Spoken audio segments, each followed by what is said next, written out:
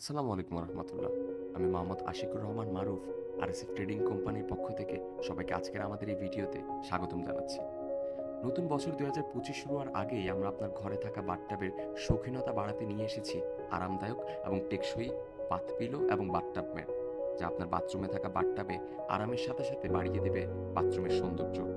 আমাদের পণ্যগুলো আপনার বাথরুমে এনে দেবে বাথটাব ব্যবহারের এক নতুন অনুভূতি।